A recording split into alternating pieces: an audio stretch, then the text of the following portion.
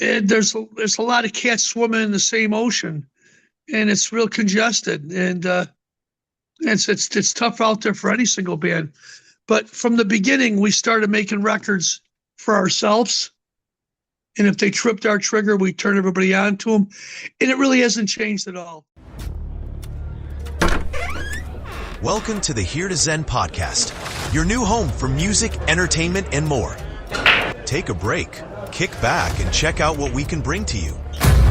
From the latest, the greatest, and everything in between. We look forward to you joining us on this musical journey. And now, let's get on with the show. What's up, mate? Not a lot, Chip, but it's wonderful to be talking to you, which is the most important part. Thank you, mate. It's been a little while since I saw you at Glamfest Brisbane, and it's going to be wonderful that you are coming back to Australia in November. Can't wait to pet a koala bear and meet some new trim out there, I'll tell you that. I love your country. You sure made the most of your time out here last time. I think I saw you trying to steal a bus at one point. Well, guilty as charged. Old habits are hard to break. Love it. So you're coming down here with your old buddies in Pretty Boy Floyd. Is it going to be a coin toss on who closes every night, or is Enuff's going to close every night? Well, I would think EnuffZ'Nuff would close. We sold more records. We have more records. We have more songs. We can play for 3 days out there, no problem. Perfect. It could be a 24-hour show if we were getting paid for it, okay? Of course, the promoters can't afford EnuffZ'Nuff for that price. But, hey, listen, who cares who drives the bus? Let's get to the picnic. Well, obviously, the promoters want us to be the headlining band, and that's cool. If the promoter said to me, I'd love Pretty Boy Floyd to headline a couple of shows, we're cool with that too. Someone's taking an ass whipping, okay? It's going to be a great celebration of glam rock and promiscuity. Perfect. Now, with Enuff, you've got a few different players in the band. Do you know the lineup that's going to come with you yet? Yeah, Louis Khalil. Louis Khalil used to play, actually, he comes from Brazil. He lives in Los Angeles, and he plays in a band called Red Devil Vortex. And when he's not with them, he's with EnuffZ'Nuff. Fabulous guitar player. Just finished up doing some kind of guitar virtuoso gigs with Steve Vai and Nuno Betancourt. The guy's just a fabulous player. Also on guitar will be the former Nelson guitar player, Jason Camino. So it's Thin Lizzy 2.0. These guys can play. They are fabulous musicians and great singers. And then last but not least, we'll have Brent Arsmith, the old drummer from Mike Tramp's White Lion. He also played with Live for a while, and he's a fabulous singer and a great drummer as well. So that's the lineup, and I'll be there, yours truly, playing nothing but all the hits from the past, along with some new material as well. It'll be a potpourri of the EnuffZ'Nuff catalog, celebrating with the Australian people who just know how to party and how to burn the candle at both ends. Perfect. Now, speaking of music, Xtra Cherries has been out almost a year. For you, how are you finding that record after living with it for a year?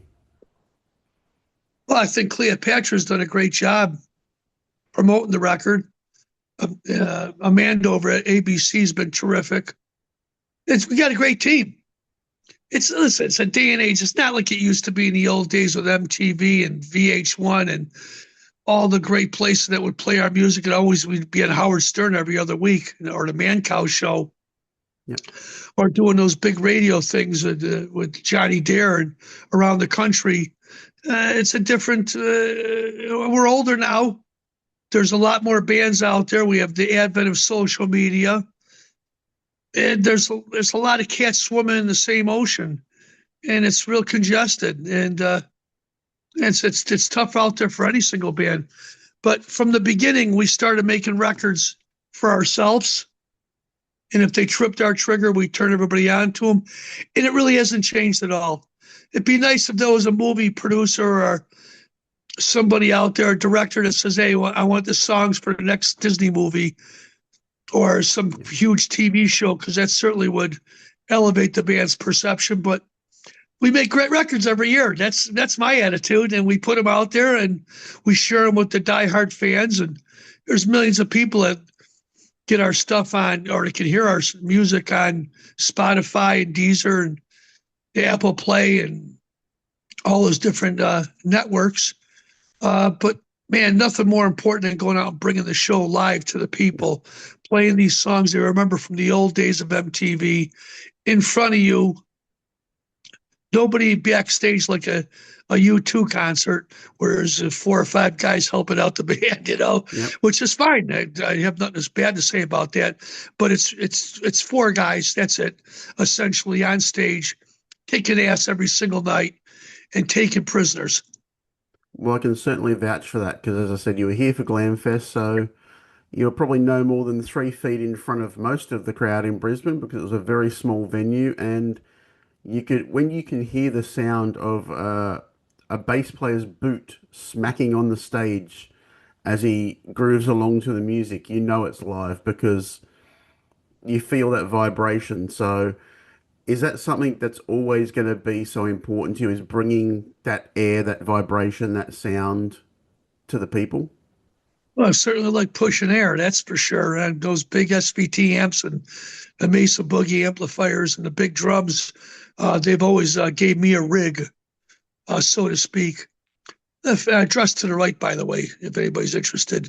At the end of the day, we just want to get on stage and play our songs, just like the record, every single night, get as close as we can. And of course, there's going to be some nuances there, and there's going to be exposing of warts and scars. And we want that at a rock show. We want it to be real. Yep. It's got to be organic. Last time playing Australia, we were doing 300, 400, 500 seat venues. They were all jam-packed. I'd rather play a small place where it's jam-packed than play a huge arena with no people. Perfect. At the end of the day, I've done them all. I've done the big concerts at Donington Download and the Summerfests in Milwaukee and Rocklahoma with Doug Burgess. And now here I am. And we just got off the Monster Rock Cruise, which was great, playing with some killer shows with Queensryche and Quiet Riot and The Darkness and Dangerous Toys and Faster Pussycat and Zakk Wylde. Those are fun when you share the stage with your constituents. It's always exciting for me. But you can go out and play around the country. Not many bands get a chance to go out there and play Australia and to get an audience that's passionate about the music. They just want to party and get high and get laid. That's what it's all about at the end of the day for me. Yep. I like making records. I like going out on tour and playing and bringing music to the audience. And I have a feeling that these shows are going to be very well attended because we're in a day and age where most bands, it's got to be consolidated. You need 2-3 bands to pack these rooms up there. I mean, all the biggest shows you go see around the country, doesn't matter where it's at, there's 3 or 4 bands on there. Give the fans a bang for their buck. Ticket prices are astronomical right now. So you can come out and see a couple of bands that have had some smash hits on MTV for a pittance of what you'd pay an arena band to go see. I say it's going to be a great deal. I think it's going to be a real celebration. The Australian people work their asses off. They pay a Brinks truck full of money to go see the big show. Why not go see a couple of big bands for a pittance of that price and celebrate and get a chance to meet your favorite guys? We're coming over there to provide that beautiful gift of hard rock and heavy metal every single night, and we'll be out there hanging with the fans, shaking hands, kissing babies. Perfect. And recently you were honoured by your hometown and reunited with your old band brother. How did that feel? Well, anytime a rock band can get inducted into the Rock and Roll Hall of Fame is pretty special. And to share the stage with Donnie, who's a big part of our history. He's been out of the band for a dozen years, but those songs, they're still alive, and he put his stamp on them. Wonderful wonderful singer. I think he's the quintessential singer of our generation. When I hang out and I'm backstage at a show with Aerosmith or a Cheap Trick or all the big bands out there that have followed Enuff Z'Nuff for years, the Tesla guys, the Queen, hanging out with Roger Meadows Taylor, he says he's very aware of Enuff Z'Nuff. That means tons to me at the end of the day. And these songs, we wrote a lot of them together. I mean, the last 8 records or 7 records of Enuff Z'Nuff Donnie hasn't been a part of it except for maybe a song or so. But he left an indelible mark with those earlier records. And I'm very proud of him. And those songs I perform every single night. The fans want to hear them. The band wants to play them. I want to go out there and do them every single night and do them justice. And I think we certainly do.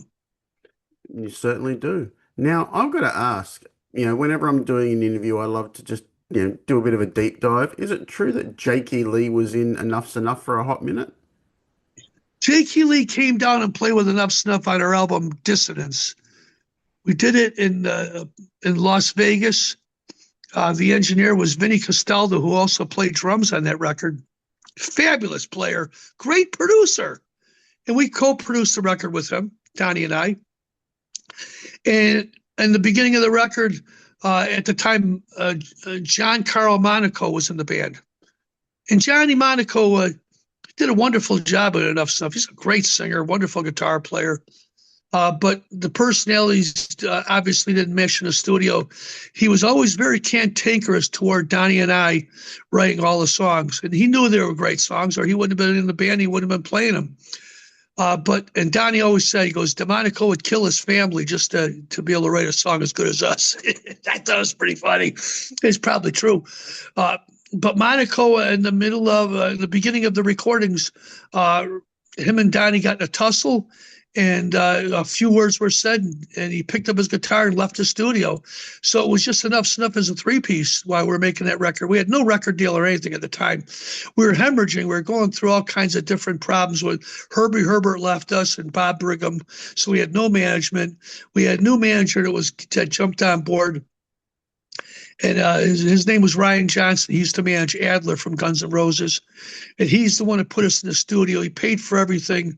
And during the recording process, Vinny Castaldo said, yeah, you guys used to tour with Badlands years ago. And I said, yeah, we had a wonderful time back in 89, 90, touring with Badlands. Every show completely sold out. Just packed with trim, tons of cocaine. And we just burned the candle at both ends. The band was partying like you wouldn't believe. And Badlands was fabulous, by the way. And Jakey was super sweet to me. We got along great because my wife we had a beautiful daughter that was born at that time. Her name was Tara. And Jakey had a little girl as well. So we had something to talk about, both of us being fathers. So here we are now, 25 years later. We're in the studio. We give a call to Jakey Lee to come down and play on one song. That was it. And he shows up with an SG with no case and a bottle of Jim Beam and a broken ankle.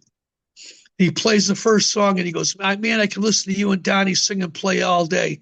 And I said to him, I go, why don't you play on the record with us, bro?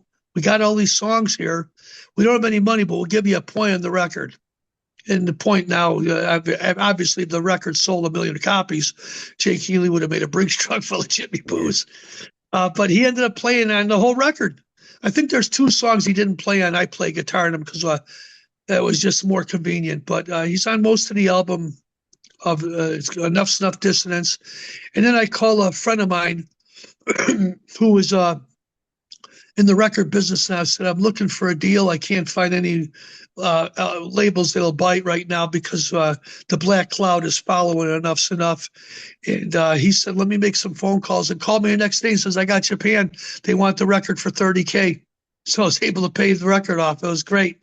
Donnie and he wasn't very happy with me. He thought we should have kept the money, but the fact of the matter is the management company paid for it, and we had an obligation.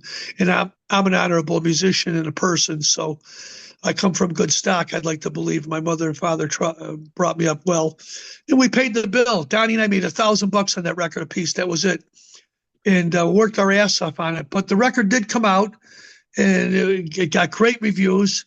I remember one of the magazines saying, as great as these songs are, will it lift the black cloud that follows this band? I thought, it's very profound. He's probably right there. And we never really toured on it. We were going to go over to Japan, and I asked Jakey Lee if he'd be interested in coming to Japan with us. We offered him $2,500 to come out and play 2 songs. That was it. And we got 4 or 5 shows. Roppongi. We were going to go over to Tokyo and Kawasaki, and a couple other big places in Japan that we had a little foothold, because that's our biggest market. The Japanese people hail EnuffZ'Nuff, and boy, are we lucky, because what a lovely country that is. So we called Jakey. I talked to him on the phone, and he basically goes, "Thanks for the invitation, Chip. I'd love to do it, but I got my band. I think they're called Red Cartel." And he said they were going to go out and tour over there, and he wanted to keep that open. So he never ended up coming out. We ended up doing the tour ourselves, and it was a great tour. We made a Brinks truck full of money, had a wonderful time. Met some wonderful people out there as well. Every single night they had there was a couple of bands that were opening for us. I thought that was kind of nice that they had support for us, because usually they don't. And a band called Glam that actually opened for us. The singer was fantastic. And every night we play a 2.5-hour show. I mean, Donnie was sucking on oxygen machines in the backstage. They had a Brinks truck full of sushi that they fed the band every single night backstage. Couldn't bring anybody back there. They kept the fans away. They wanted to be just the group, and they didn't want any access to us. But we couldn't help ourselves, especially with the Japanese trim. They're so nice to us. And my guitar player was smitten by one of the girls over in Roppongi, so he never left her side for the whole tour. Myself, I burned the candle at both ends every night with the record company. After our gigs, we would play an hour show acoustically as well for about 300 fans. So it was a good 4 hours of singing and playing every single night. And I remember the promoter came up to my hotel room with a big suitcase with tens of thousands of dollars in it in American money. And I went to Donnie's room, knocked on the door, and threw $10,000 at him, go, "Hey, have a good time." And it was funny because his hotel room was packed with threads and gifts. The fans just love his beautiful voice. And they came out with a Brinks truck full of all kinds of wonderful little trinkets for him. And it was really a fun time. And then right after that, he said he didn't want to do it anymore. He wanted to take a break. I think he had some health issues, and I think he was disillusioned by the business, is what he told me. And he ended up leaving in 2013, and I took over. But that was a wonderful time making that record. That was one of my favorite EnuffZ'Nuff albums, by the way, because it was all live in the studio, all playing together. And those records are always the ones that really stand out at the end of the day. Love it. Now, Chip, you are a child of the Beatles. Is there still a Beatles cover that you'd love to do and put on a Enuff's record? Well, in 2018, we did a record with Frontiers, and it was called Hard Rock Night. It was all Beatles songs from 1967 through 1970. And I produced it with Tony Fennell from Ultravox, and we had Chris Steinmetz from Stonecutter Studio in Chicago engineering the whole thing for us. And I had the other guys playing it. Daniel Benjamin Hill was playing drums on it. I think our old guitar player, Tori, played just a little lead guitar. He didn't play any rhythms or anything. He played a little lead guitar because he wanted to get paid for the record, and there wasn't much of a budget on it. We did that record. It sold out immediately, got tons of great reviews. People loved the record, and I incorporated some of those songs into our set list. So every night on the Australian tour, you'll hear Baby Loves You and New Thing and Fly Michelle and World is a Gutter.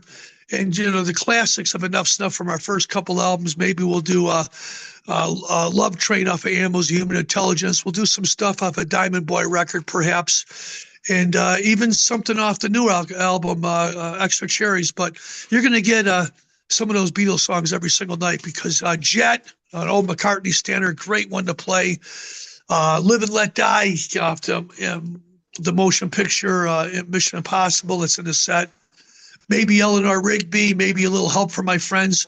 We like to mix those Beatles songs in because it's a whole evening of songs and material that the fans will know. And that's what makes the concert special, with songs that you play that people are familiar with. And That was a great record. So to answer your question with a long answer, we're in the studio right now recording another Beatle record, all B-side songs, and we got some great ones. I'm telling you, I'm really excited about this next record because it really rocks. It sounds like Cheap Trick and Oasis are fighting in an alley, and it comes out and turns into EnuffZNuff. It's a solid pop rock record, but it's aggressively played. And I don't want to tell you any of the songs right now because I don't want any musicians out there that might see this and go, I'm going to pillage that idea. But I promise you'll be happy with it. 10 new Beatles songs, all B-sides, ones that you would never imagine that we'll be recording. And it'll be out sometime early next year on Cleopatra. Love it. I would actually love to hear EnuffZNuff do a collaboration with Cheap Trick. I think that would be something really special as well. Well, Rick Nielsen's played on songs with EnuffZNuff. He's played on the Paraphernalia record. He's on 3 cuts on that. He's on a song called Freak that's absolutely incredible. His guitar playing is incendiary. He walked in the studio. There was a quarter pound of pot on top of the console. And he walks in, he goes, wow, that's weird. Marijuana in EnuffZNuff record session. And then Donnie walked in the room and seen Nielsen. He goes, hey, man, what are you doing here? And Nielsen turned around, looked at Donnie and says, I was just going to ask you the same thing. EnuffZNuff session, making our own record. But to answer your question, Robin Zander and Dax Nielsen from Cheap Trick are on the new EnuffZNuff album. They're on a song called You Make Me Want to Lie. And Dax has done a bunch of songs, as a matter of fact, on that record, but that's a solid one. And I'd like to do another collaboration. There's other songs that we've done with them in the past, and we recorded them over at Rick Nielsen's house, but they never, up to this day, they haven't seen the light of day yet. But that's as close as you're going to get right now. The new EnuffZNuff album, Xtra Cherries, You Make Me Want to Lie, with a performance of Dax Nielsen on drums and Rick Nielsen's best friend, Robin Zander, doing a little vocal on there with us. Perfect, Chip. I'm going to let you go. I know you got a big day of press, so I would love for you to let all the Aussie friends know what's coming their way in November. We're bringing the show. That's exactly what we're doing, folks. It's EnuffZNuff, Pretty Boy Floyd. There'll be some Australian bands that'll be supporting us on the tour. And it's going to be a potpourri of nothing but EnuffZNuff, all the catalog stuff, everything you've heard on MTV, everything on VH1, anything on radio around the country. And we'll be celebrating our induction into the Illinois Rock and Roll Hall of Fame. And we're going to play all those songs for you in its entirety every single night. No filler, all killer. Love it, Chip. I will see you in a few months. I look forward to it. Looking forward to seeing all my Australian constituents, brothers and sisters, and, of course, the beautiful trim that's out there. Oh, I love your country. You got the best-looking women, and I'm coming out there to smother them. See you, Chip. Cheers, mate. Bye, mate. Bye. Thank you for joining us for today's episode of the Here to Zen podcast. We appreciate you spending your time with us. Remember, you can find us online at www.heretozen.com. Also follow us on social media by searching Here to Zen on Facebook, Instagram, X, and TikTok. We also have our YouTube channel and would love if you can like, share, and subscribe the episodes and hit the notification bell to stay up to date when a new episode drops. This helps us get our name out there, which allows us to bring you more great content. Once again, thank you for joining us, and from all of us at Here to Zen Magazine and Podcast, see you next time.